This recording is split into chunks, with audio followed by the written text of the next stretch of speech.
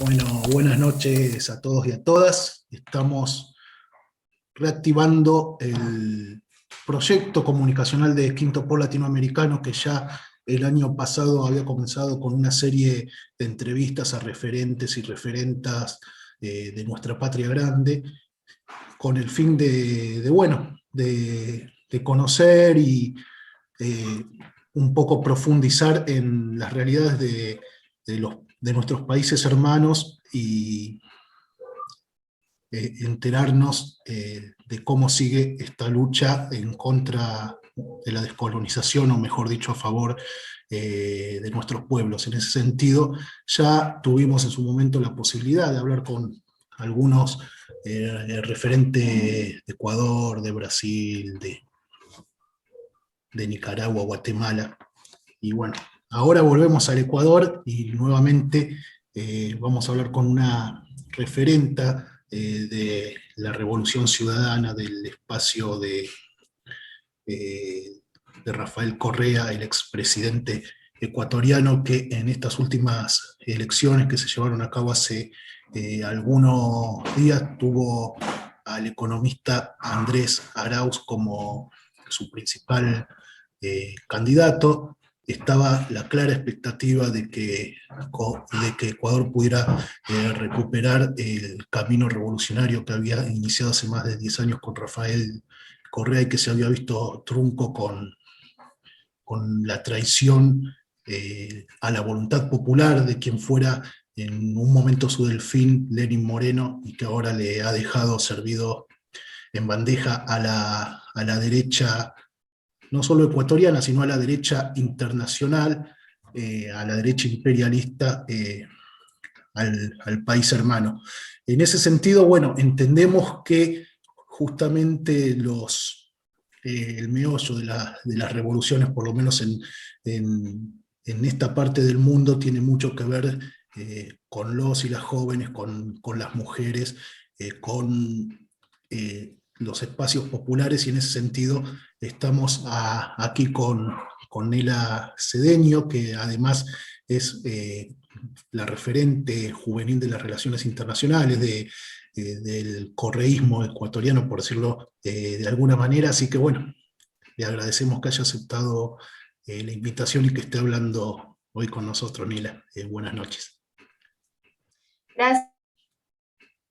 Muchas gracias, Hernán. Muchas gracias por la invitación, por el espacio aquí en Quinto Poder Latinoamericano. Siempre es importante, creo, que nosotros podamos compartir nuestras experiencias en cada uno de nuestros países, sobre todo para construir nuestra América, la América que todos deseamos y soñamos. Entonces, agradezco siempre la oportunidad de poder conversar desde nuestras perspectivas. Bueno, me pongo un poco los lentes. Bueno, la idea, Nela, es que nos cuentes un poco cómo van llevando allá. Empecemos por el final.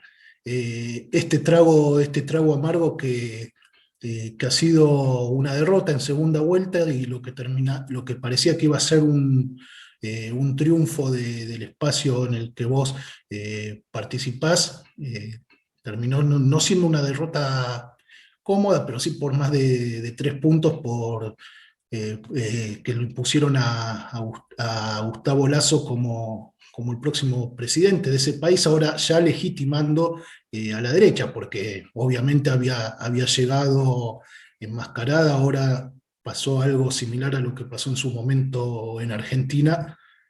La mayor parte del pueblo terminó votando un proceso que va a demostrar la historia, que lamentablemente lo va a demostrar, creo yo, que es en contra de sus propios intereses, ¿no?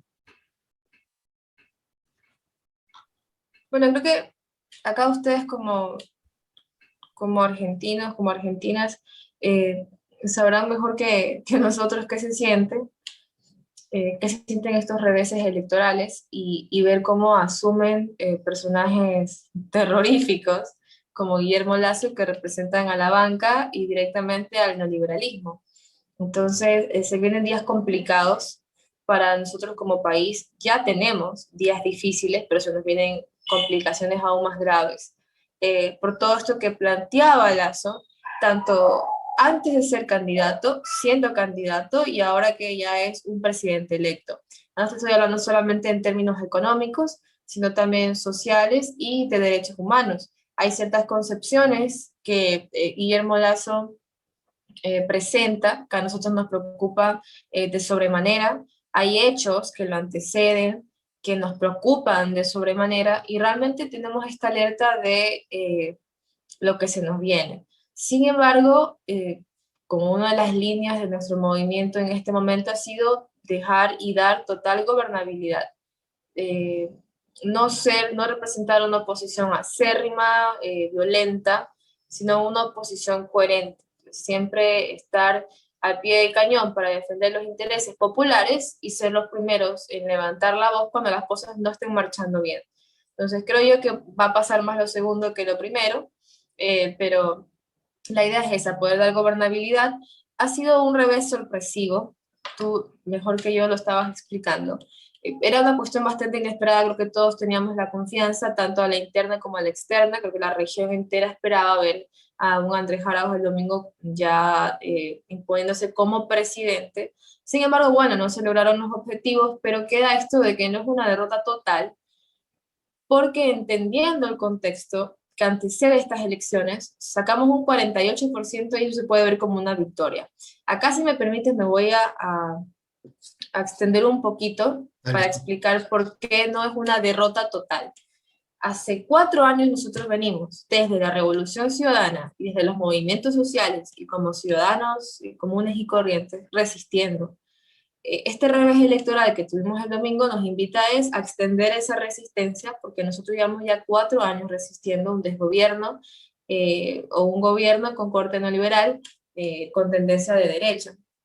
Cuando nosotros miramos y decimos que Lasso ha cogobernado con Moreno, lo que estamos hablando es de que se va a perpetuar ese cogobierno. Va a haber más de lo mismo, y creo yo que ahora peor, porque va a ser como de frente. O sea, finalmente Moreno llegó camuflado de izquierda, llegó con cierto plan de gobierno, al minuto 1 lo traiciona, mientras que Lasso sí llegó de frente, siendo de derecha, respondiendo a intereses neoliberales, siendo exbanquero y siendo el principal ejecutor del feriado bancario de 1999 en nuestro país, que fue el congelamiento de los fondos de los ciudadanos ecuatorianos en los bancos y cooperativas, y el feriado de estos. O sea, se cierran los bancos y las cooperativas un fin de semana y los fondos del pueblo desaparecen, se van. Entonces nos deja a nosotros en el peor momento económico de nuestra historia, y bueno, como consecuencia tenemos un éxodo sin precedentes, casi 3 millones de ecuatorianos y ecuatorianas saliendo de nuestro país, dejando sus familias, sus hogares, dejando un Ecuador con una grave crisis económica, una grave crisis social, para intentar sostener económicamente al país. Eso es Guillermo Lasso, eso es lo que representa, eso es lo que ha hecho. Entonces, como lo venía explicando, han sido 4 años de resistencia de eso precisamente, y luego nos damos cuenta que ha sido una resistencia muy compleja, empezando por el lawfare. Ustedes también son entendidos en la materia, ustedes han visto cómo el lawfare trató de destruir a Cristina, eso trataron de hacer con nosotros mismos. Rafael le quitaron sus derechos políticos, no puede ser candidato.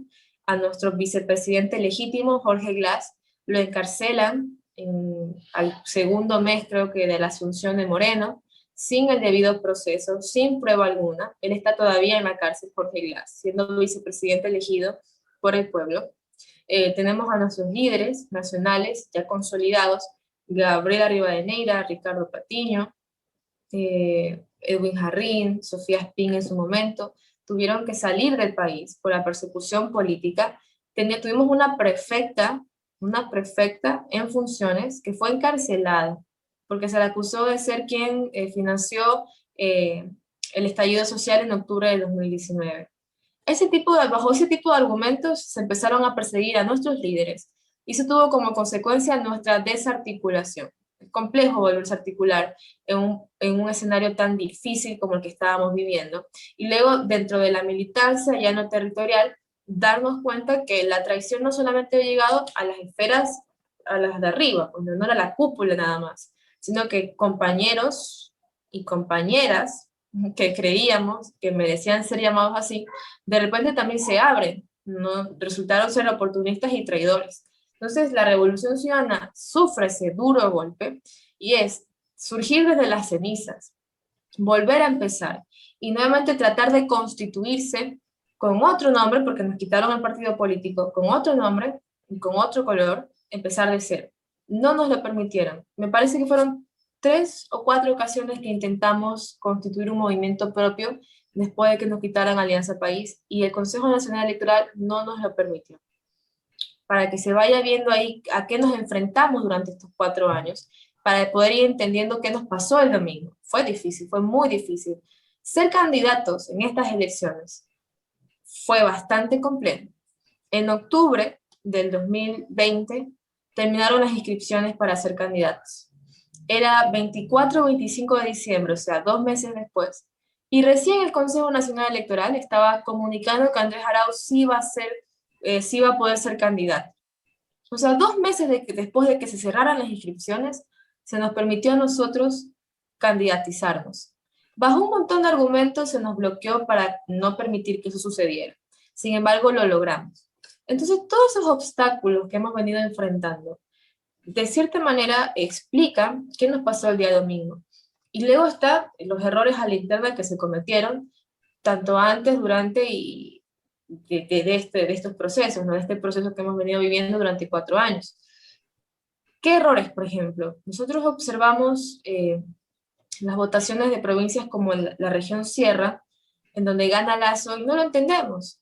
Pero luego miramos y analizamos y reflexionamos, y la mejor respuesta es: no se nos perdonó, bueno, no le perdonaron a Rafael Correa haber puesto de candidato a Lenín Moreno. No se lo perdonaron. Entonces eso se configuraba en los medios de comunicación como: Andrés Arauz le va a hacer lo mismo que a Moreno le hizo a Correa. Un títere más, o va a ser un traidor. Entonces sí va calando en la gente estos relatos. Obviamente los medios de comunicación protagonistas del resultado favorecedor que tuvo Lasso, porque fueron 4 años en que tú encendías tu televisor a cualquier hora y los periodistas estelares estaban en televisión nacional abierta dándole a la Revolución Ciudadana, dándole al correísmo, que son unos corruptos, que son unos ladrones, que son prófugos de la justicia, sin prueba alguna, sin ningún tipo de limitación. Tenían toda la oportunidad y todos los micrófonos abiertos para constantemente, día y noche, atacar a la Revolución Ciudadana. Entonces, todo eso fue configurando la derrota del día domingo.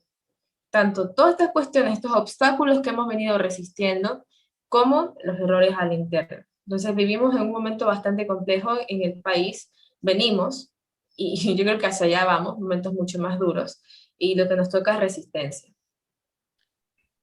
Bueno, resistencia a la que en realidad los pueblos están acostumbrados, ¿no? Nosotros hablamos como el tiempo de Rafael, de Néstor, de Lula, de Chávez, como una primavera que algunos pensamos que se dio no solo por el trabajo de los pueblos y por el surgimiento de estos líderes, sino también por una distracción del imperio, pareciera, ¿no?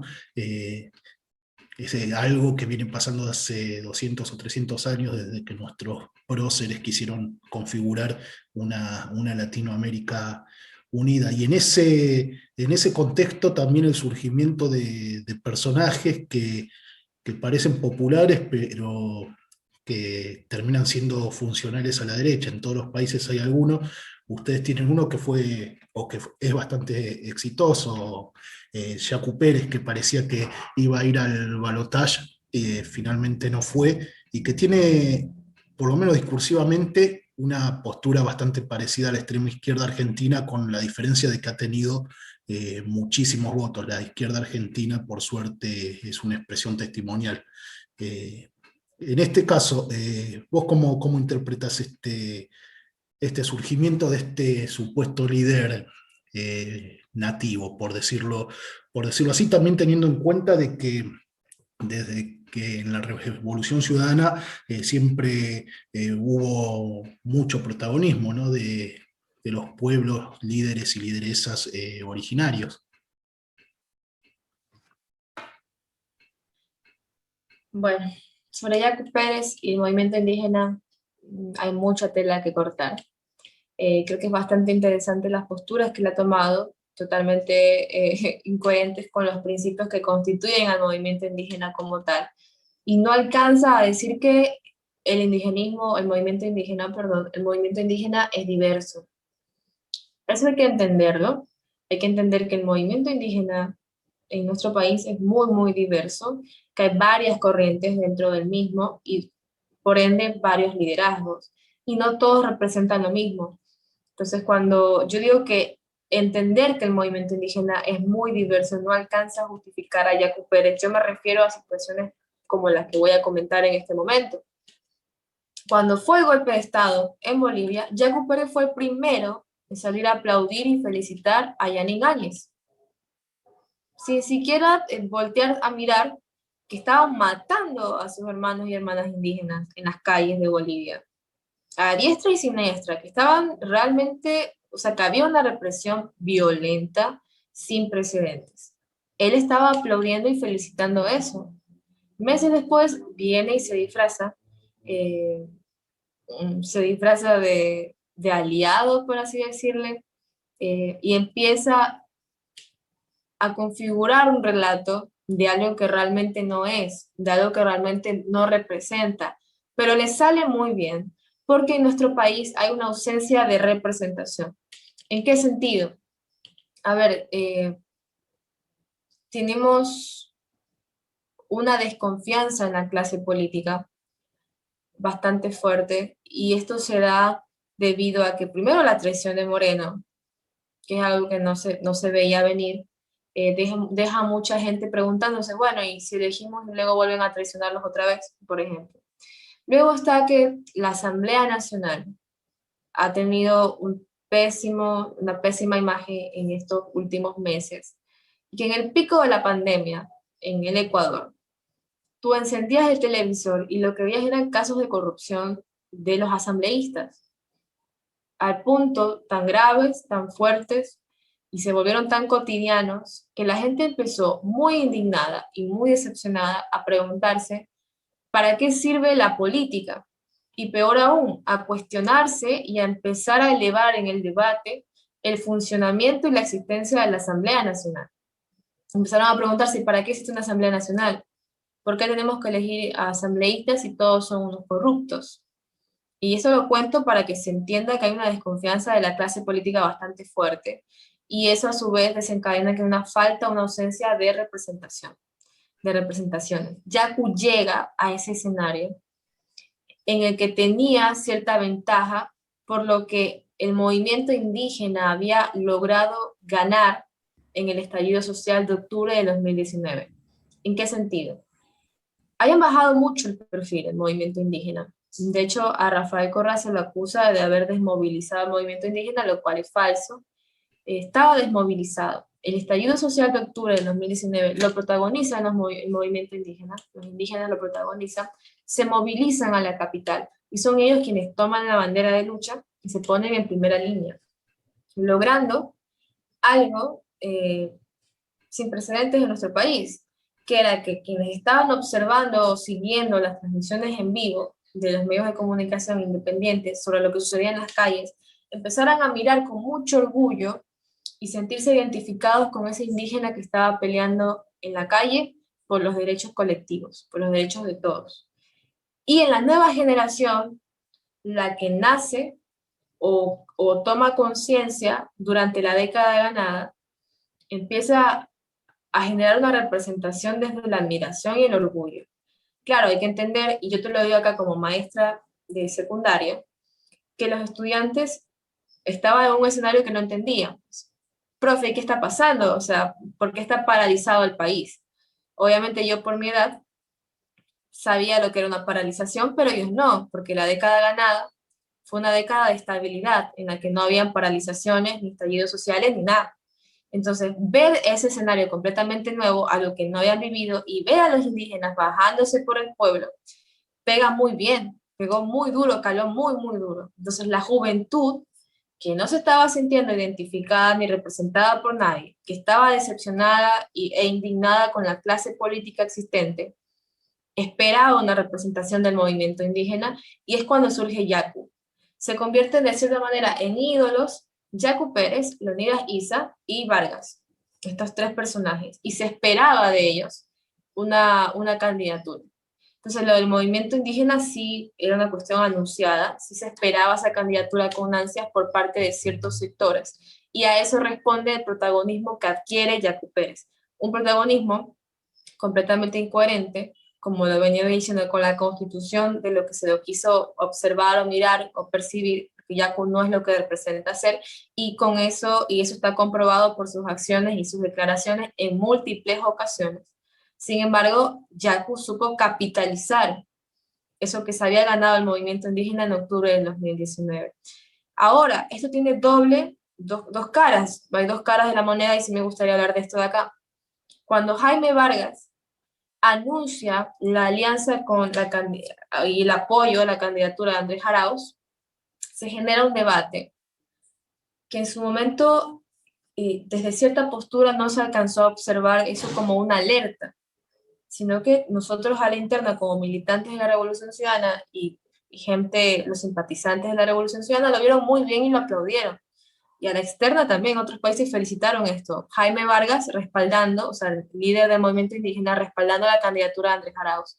Por otro lado, teníamos a Leonidas Issa y Yacu Pérez respaldando el voto nulo. ¿A qué me refiero cuando digo que no vimos esta alerta? Los capitalinos, en Quito, Pichincha, que es donde gana Lazo, los capitalinos no miraron, no vieron con los mismos ojos que nosotros desde los territorios lo del estallido social de octubre. Mientras nosotros lo mirábamos como, wow, el movimiento indígena está dando la vida en las calles por la defensa popular, por la defensa del pueblo, de los intereses colectivos, los quiteños lo veían como estos indios, perdón, pero así lo tengo que decir, estos indios vienen a destruir nuestra ciudad, vienen a destruir la capital, a ensuciarlo todo, a generar caos y violencia. Entonces tenía dos caras de la moneda, cualquier alianza que se hiciera con el movimiento indígena.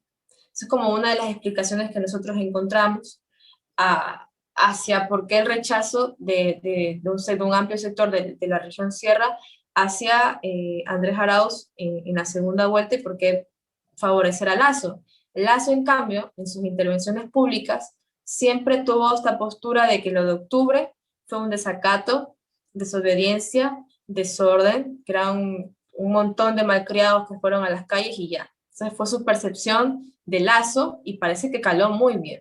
Entonces Yacu Pérez, retomando el tema, Yacu Pérez viene de todo esto, tuvo su encontrón con Lazo, creo que le hubiera ido mucho mejor si cuando estaba esta disputa de si iba o no la segunda vuelta, se hubiera quedado callado, hubiera aceptado los resultados y hubiera bajado el perfil. Sin embargo, fue una semana bastante tensa, la que tuvo hasta un debate público con Lazo, se dijeron de todo, y luego viene y coquetea de como si Lazo se lanza, yo lo apoyo, y luego dice, no, nunca vamos a estar con un banquero.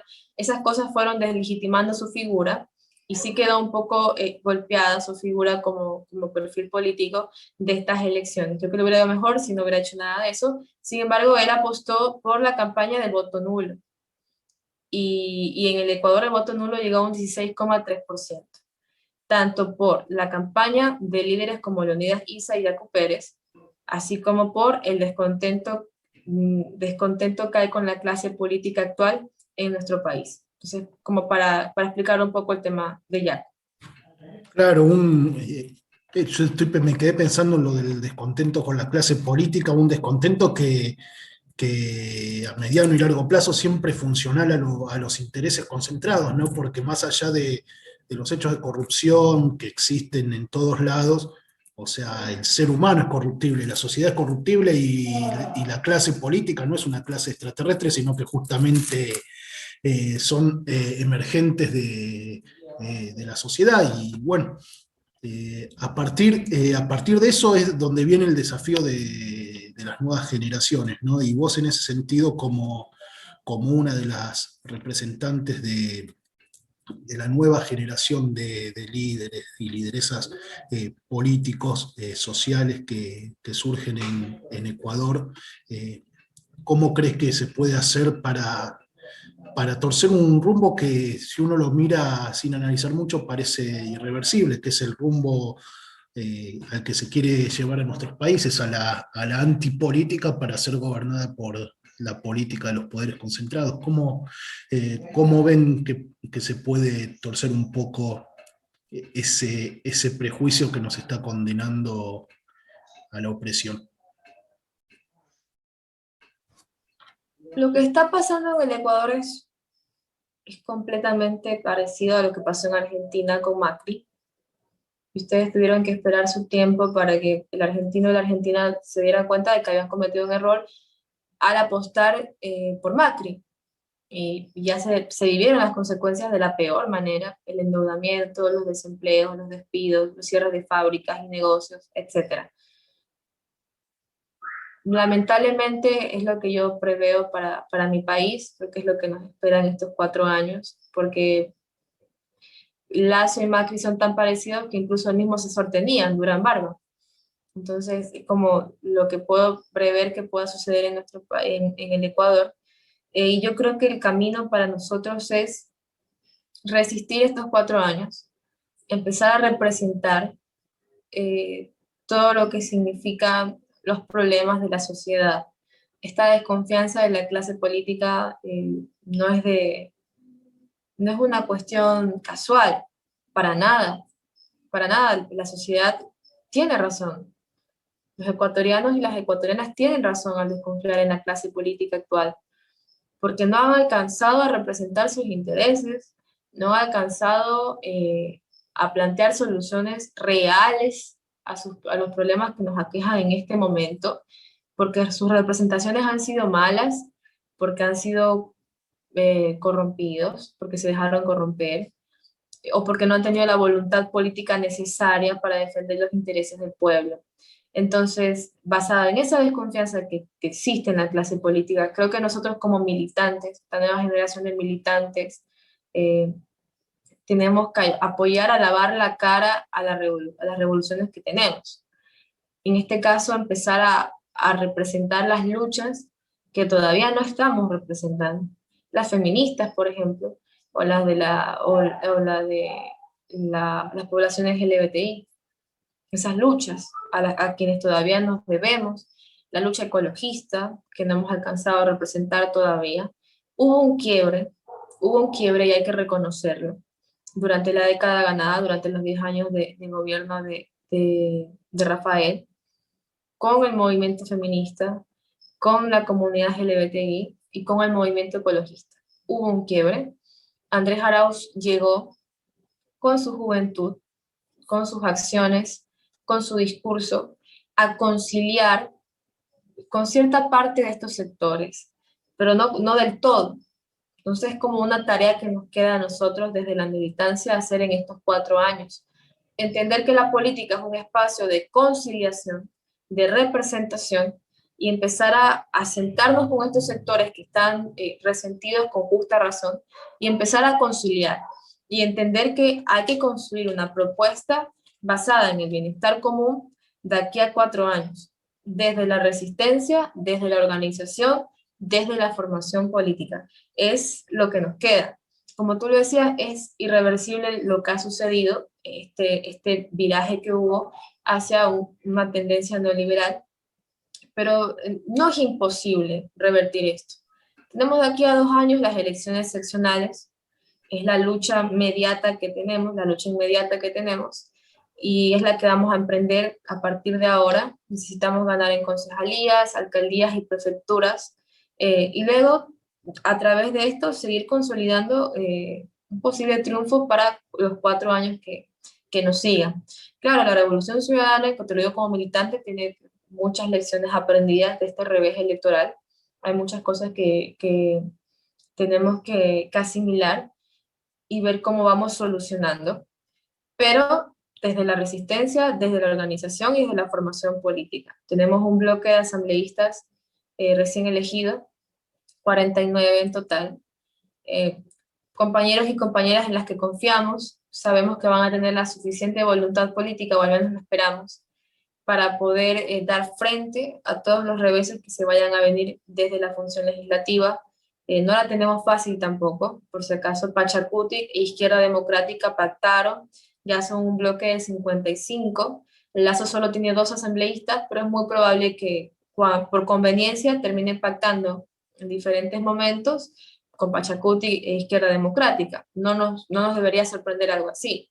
Y entiendo que el bloque de UNES, Unión por la Esperanza, que es a través de donde nos candidatizamos nosotros, se mantendrá firme con voluntad política, siempre defendiendo los intereses del pueblo y levantando sus voces para defenderlas. Entonces, eso es lo que nos queda, resistir desde la Asamblea Nacional, luchar desde la Asamblea Nacional, construir poder popular desde la organización, desde la formación política, porque las bases tenemos que empezar a aterrizar los discursos y empezar a representar los problemas de la gente con soluciones, y para eso se necesita capacidad y preparación. ¿Ustedes o vos creés que esto es factible teniendo en cuenta de que no solo no tienen el poder real, sino que tampoco tienen el poder electoral? Hacerlo, esto lo pregunto básicamente por lo que hablábamos al principio, no por el tema de la guerra judicial o el lawfare. Nosotros acá en la Argentina pensábamos cuando eran las elecciones del 2019 que si hubiera vuelto a ganar la derecha, el lawfare se hubiera profundizado y muchos de nosotros, o por lo menos nuestros principales referentes, hubieran terminado en la cárcel o en el ostracismo como ha pasado en Ecuador. ¿Ustedes cómo ven ese panorama? ¿Es factible de que se profundice el lawfare o ya no hay se puede decir, una opinión favorable o una coyuntura de la opinión pública favorable a que esta persecución siga? Porque claro que es una persecución orquestada, pero está la particularidad de que en Ecuador ahora ganó la derecha con nombre, apellido y candidato. Yo no siento, entonces lo estoy diciendo desde una percepción personal, no siento que se profundice el lawfare. Eh, y lo siento así, y esto lo hemos discutido con algunos compañeros y compañeras a la interna. Lo sentimos así por algo que tú estás comentando en este momento. Hay una diferencia, hay una diferencia. El pueblo ecuatoriano en el 2017 lo que hizo fue elegir un programa de gobierno de izquierda progresista, que fue el Plan de Gobierno de la Revolución Ciudadana, mientras que en el 2021 acaba de elegir un plan de gobierno de derecha, no liberal. Por si acaso, para mí esto no tiene que ver con ideologías, no es que el ecuatoriano o la ecuatoriana entienden que han votado por un gobierno de derecha, no es así. Pero me refiero a esto porque creo que es importante entender que había un miedo de parte de Moreno y sus secuaces en el 2017 para acá. Y era esto de que el pueblo ecuatoriano tenía el legítimo derecho de protestar por cualquier cosa que hiciera Moreno que estuviera fuera de lugar, que no estuviera pegado al plan de gobierno. Y quienes estaban haciendo eso, esas protestas en el pleno de la asamblea o en las calles, era la Revolución Ciudadana. Entonces necesitaban desmovilizarnos, necesitaban fracturar nuestra bancada en el legislativo. Necesitaban tener fuera del mapa a Jorge Glass, que era nuestro vicepresidente elegido en elección popular. Entonces, yo veo que los escenarios son distintos.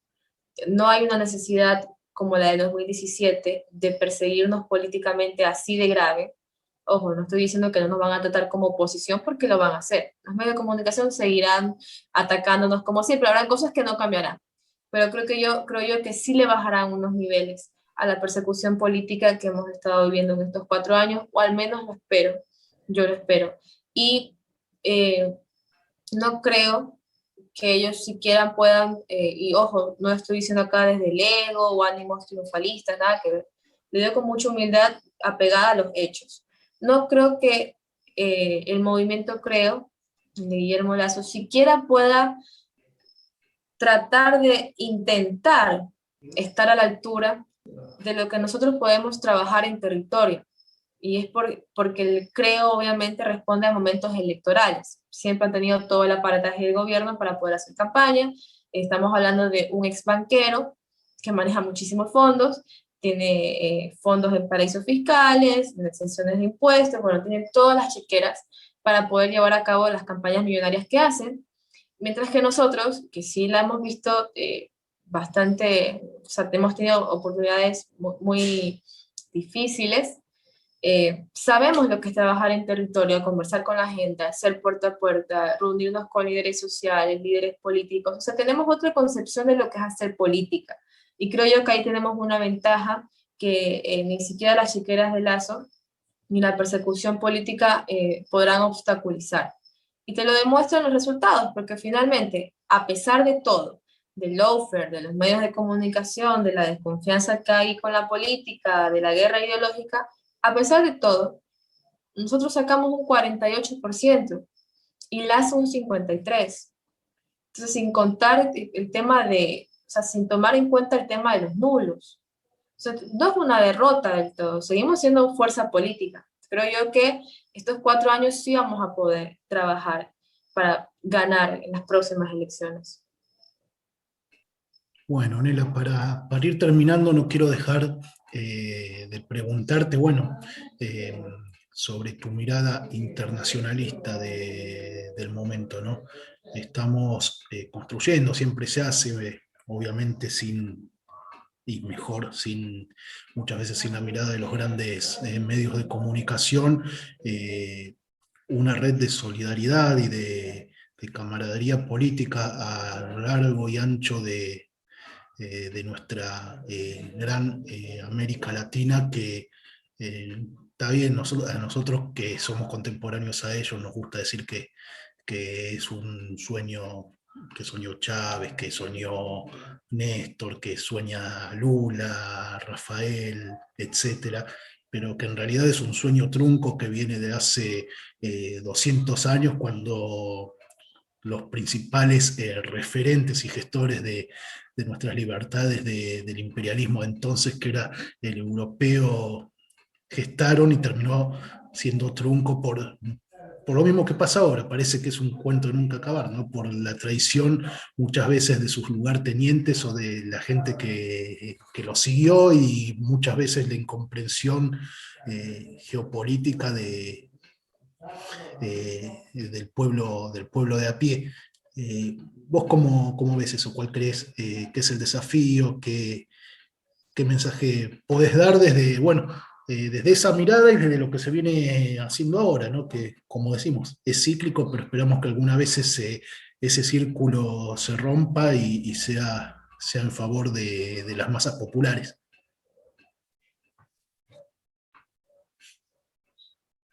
Ahí sí, tenía el micrófono apagado. Mira, yo creo que la historia a Latinoamérica la ha encontrado luchando siempre. Yo creo que nosotros como región nunca hemos podido parar o descansar, ni sentarnos, eh, se puede decir en la silla de la victoria y estar tranquilos. No, siempre hemos encontrado violentas oposiciones a nuestras revoluciones y eso siempre nos ha obligado a nosotros a estar en pie de lucha, organizados, resistiendo en las calles. Yo creo que eh, esto es un momento más de algo que ya hemos vivido antes, de algo que ya hemos vivido, que vivimos constantemente y algo que vamos a poder superar. Lo que a mí me preocupa es que, como tú decías, siga sucediendo. O sea, no sé si se me alcanza a entender. Tuvimos ya una ola progresista muy fuerte, muy fuerte. Estamos hablando de Néstor, Lula, Chávez, estamos hablando de Correa, de Evo, de, de Dilma, de Cristina. Eso fue muy fuerte lo que pasó, lo que acabamos de vivir. Parece que hubiera sido ayer nada más. Y lo que conseguimos como región es sin precedentes. Y de repente sufrimos todos estos reveses que empezaron a configurarse de maneras distintas, pero que finalmente obtuvieron buenos resultados. Y tenemos una región que ya no está atravesando su mejor momento. Tenemos un momento bastante disparejo. Ustedes están en el progresismo, nosotros estamos en el neoliberalismo. Por ejemplo, Venezuela resistiendo los ataques del imperio. Bolivia acaba de sobrevivir a un golpe de Estado. Yo creo yo que esta vez es distinto, creo que ya no podemos seguir justificando lo que nos sucede desde entender que la historia es cíclica. Creo que hay que romper el ciclo de una buena vez por todas. Y para eso necesitamos renovación de cuadros. Cuando hablemos de relevo generacional, sea de verdad, que ya lo pongamos en la práctica. Necesitamos renovación de cuadros, necesitamos formación política y necesitamos constituir, o sea, necesitamos constituir un movimiento político y social que confluya en el sentido de entender las luchas y que entender que hay que pelearlas juntos. O sea, la unidad es el camino. Y para entender que la unidad es el camino hay que dejar los intereses personales a un lado y entender que esto es por todos y para todos. Y para eso se necesita mucha madurez política. Entonces, vuelvo a repetir, creo yo que el camino que nos queda es la renovación de cuadros, el relevo generacional, la formación política, la resistencia y la unidad. Solos no vamos a llegar a ningún lado. Estoy sumamente convencida de que hubiéramos podido manejar la pandemia de una manera distinta si hubiéramos sido esa Latinoamérica unida de hace 5 o 6 años atrás. Lamentablemente no fue la situación, no fue así como se dieron las cosas, pero creo yo que se vienen situaciones mucho más duras, mucho más complejas y que necesitan encontrarnos juntos. Y que para eso debemos remar para un lado todos y todas y entender que la unidad es el camino y que tenemos que prepararnos y encontrarnos capaces para poder hablar, para poder tener discursos que realmente representen a las sociedades, que realmente den soluciones a los problemas que nos aquejan. Eso solamente se va a lograr con formación política. Creo que el éxito de Cristina, el éxito de Néstor, de Correa, de Morales, es que son líderes, eran y son líderes muy preparados, muy capaces, que lograron representar y hablar de soluciones para los problemas que en ese momento nos estaban matando. Necesitamos eso nuevamente. Y eso solamente se logra con formación política, con organización, con resistencia y con unidad. Bueno, Nela, te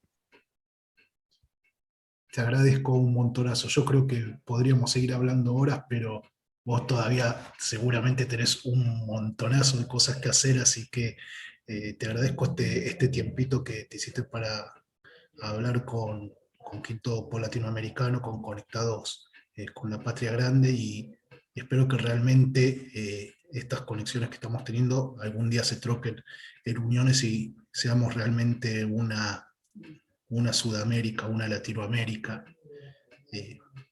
realmente unida en los intereses de nuestros pueblos sin olvidar nuestras raíces, pero mirando para adelante, ¿no?